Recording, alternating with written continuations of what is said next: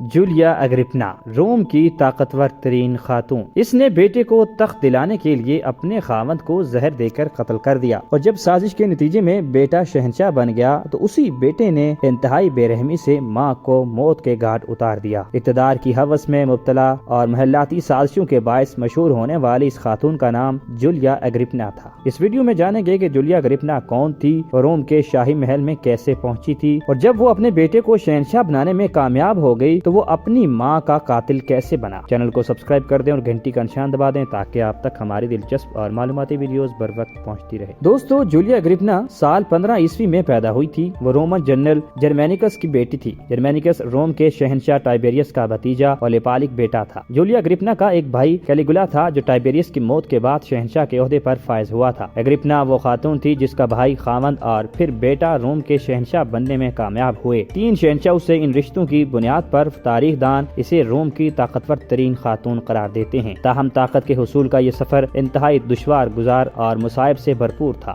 کیسے، آئیے جانتے ہیں۔ ٹائبیریس کے دور میں 19 عیسوی میں اس کے والد کا انتقال ہوا تو اس کے بعد اس کا خاندان حکومتی مظالم کا ہدف بن گیا۔ بظاہر اس کے والد کی موت کی وجہ بیماری تھی، مگر اس بات کا شبہ تھا کہ اسے ٹائبیریس نے ہی مروا دیا تھا۔ اس دوران اس کی والدہ نے اپنے خاندان کو بچانے کے لیے آواز اٹھائی، جس پر شہنشاہ ٹائبیریس نے زیادہ رد عمل نہیں دیا، مگر شاہی محافظوں کا سربراہ سیجینس جو خود تخت پر نظریں جمائے بیٹھا تھا، اگرپنا کے خاندان کو اپنی خواہشات کی تکمیل میں رکاوٹ سمجھنے لگا۔ یہی وجہ ہے کہ اس نے ٹائبیریس کے کان بھر کر اسے ان کے خلاف کر دیا۔ اس کے بعد سیجینس نے اگرپنا کی ماں اور 2 بڑے بھائیوں کو جلا وطن کروا دیا۔ تاہم اگرپنا اور اس کے باقی کم سن بہن بھائی روم میں ہی رہ رہے تھے۔ 28 عیسوی میں جب اگرپنا کی عمر 13 برس تھی تو اس کی شادی ایک دولت مند رومن جنرل نیس ڈومیشس سے کر دی گئی۔ 33 عیسوی تک اس کی والدہ اور بڑے بھائی ٹائبیریس کے احکامات پر مارے جا چکے تھے۔ 37 عیسوی میں ٹائبیریس خود مر گیا، جس کے بعد اگرپنا کا بھائی کیلیگولا روم کا نیا شہنشاہ بن گیا۔ اسی برس اس کا بیٹا نیرو پیدا ہوا۔ کیلیگولا نے تخت نشین ہونے کے بعد اپنی تینوں بہنوں اگرپنا، ڈروسلا اور لیویلا پر شاہی اعزازات اور القابات کی بارش کر دی۔ اس نے ان کے نام حلف ناموں میں شامل کرنے کے ساتھ ساتھ انہیں کھیلوں کے دوران اپنے ساتھ بیٹھنے کی اجازت دے دی۔ بعض قدیم رومن تاریخ دانوں کے مطابق کیلیگولا اپنی بہنوں کے ساتھ بدکاری میں ملوث تھا، تاہم کئی مورخ اسے من گڑت افواہیں قرار دیتے ہیں۔ اگرپنا پر کیلیگولا کے خلاف سازش رچانے کا الزام بھی لگا تھا۔ کہا جاتا ہے کہ 38 عیسوی میں اس کی بہن ڈروسلا بیمار ہو کر مر گئی تھی،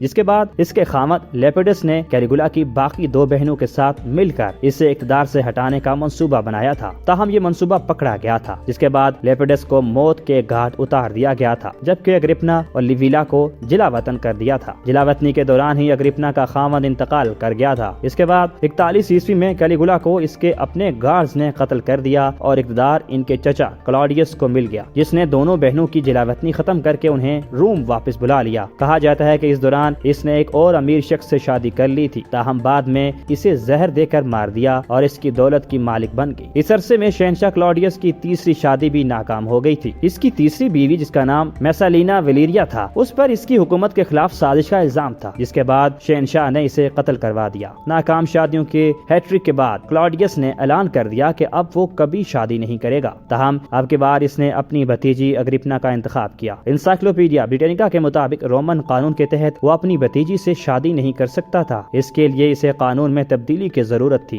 اس نے سینٹ کے ذریعے قانون منظور کروا کر یہ شادی کر لی۔ اگرچہ اس سے قبل کی 3 شادیاں اس کے نزدیک برا تجربہ تھی، مگر یہ شادی اس کے لیے بدترین ثابت ہونے والی تھی۔ اگرپنا نے کلاڈیس کو قائل کیا کہ وہ نیرو کو اپنے بیٹے کے طور پر اپنا لے۔ اس کے بعد اس نے چالاکی سے شہنشاہ پر اثر انداز ہو کر اپنے بیٹے نیرو کو تخت کا وارث قرار دلوا دیا۔ تاریخ دانوں کے مطابق کلاڈیس سے شادی کے بعد وہ اس کی حکمرانی میں بھی شریک ہو گئی اور اہم تعیناتی کرنے لگی۔ اس نے اپنے جائے پیدائش جو جرمنی کے علاقے میں تھی، اس پر اپنے نام پر ایک قصبہ تعمیر کرایا۔ وہ شہنشاہ کے ساتھ بیٹھ کر اپنی حاکمیت جتانے لگی اور روم کے شرفاء پر حکم جھاڑنے لگی۔ کہا جاتا ہے کہ اس نے اپنی سماحیات لکھ کر شائع کروائی اور ایسا کرنے والی پہلی خاتون بن گئی۔ وہ ایک ایک کر کے اپنے ماضی کے مخالفین سے چھٹکارا پانے لگی۔ اس نے روم کے شاہی محافظوں یا پریٹورین گارڈز کی سربراہی اپنے حامی سیکسٹس اور آفرینس برس کو دلا دی۔ اگرچہ اس وقت پریٹورین گارڈ کے بیک وقت 2 سربراہ ہوا کرتے تھے، تاہم اگرپنا نے اپنے اثر رسوخ کا استعمال کر کے برس کو تنہا سربراہ بنوا دیا۔ کہا جاتا ہے کہ اس دوران شہنشاہ کلاڈیس نیرو کو جان نشین مقرر کرنے کے فیصلے پر نظرثانی کا اظہار کرنے لگا۔ وہ نیرو کے بجائے اپنے سگے بیٹے بریٹینیکس کو تخت کا وارث بنانے کے بارے میں سوچ بچار کرنے لگا۔ اگرپنا جس نے طاقت اور حاکمیت کے لیے اس سے شادی کی تھی، اس کے نزدیک یہ ناقابل معافی رویہ تھا۔ کلاڈیس بوڑھا ہو رہا تھا اور تخت برٹینیکس کو دیے جانے کا مطلب اگرپنا سے طاقت اور اثر رسوخ کا چھن جانا تھا۔ اس نے 54 عیسوی میں شہنشاہ کو کھانے میں زہر دے کر مار دیا۔ کلاڈیس کی موت کے فوری بعد پریٹورین گارڈ کے سربراہ برس نے اگرپنا سے وفاداری نبھاتے ہوئے نیرو کو شہنشاہ قرار دے دیا۔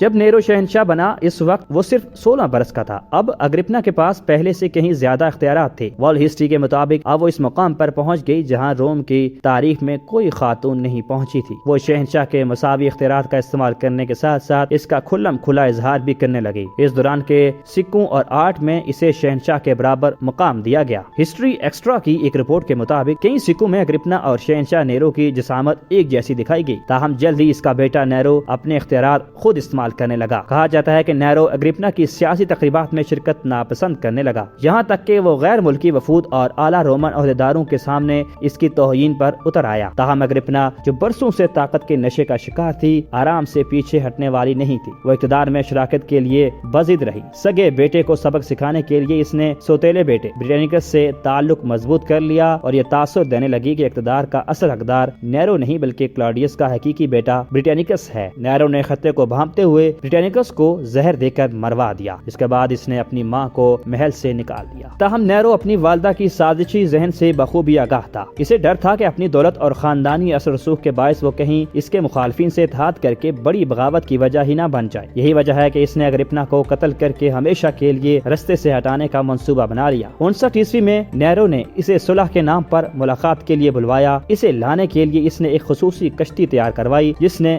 رستے میں ڈوب جانا تھا۔ سب کچھ لگ بھگ ویسا ہی ہوا جیسے نیرو نے چاہا تھا، سوائے اگرپنا کے ڈوب کر مرنے کی۔ کشتی منصوبے کے مطابق ڈوب گئی مگر اگرپنا تیرتے تیرتے ساحل تک پہنچ گئی۔ جب نیرو کو اس کے بچنے کی اطلاع دی گئی تو وہ غصے سے آگ بگولا ہو گیا۔ اس نے اپنے سپاہیوں کو اسے قتل کرنے کے لیے بھیج دیا، جنہوں نے پکڑ کر اسے موت کے گھاٹ اتار دیا۔ کہا جاتا ہے کہ مرنے سے قبل اس نے سپاہیوں سے التجا کی تھی کہ اس کے پیٹ پر وار کیا جائے، کیونکہ یہ وہ جگہ ہے جہاں اس نے اپنے قاتل بیٹے کو پالا تھا۔ دوستو، تو یہ تھی روم کی طاقتور خاتون جولیا اگرپنا کی کہانی۔ امید ہے آپ کو ہماری آج کی ویڈیو پسند آئی ہوگی۔ انشاءاللہ اگلی ویڈیو میں قدیم رومن تہذیب کے بارے میں مزید دلچسپ اور حیرت انگیز معلومات آپ کے سامنے رکھیں گے۔ تب تک کے لیے اللہ حافظ۔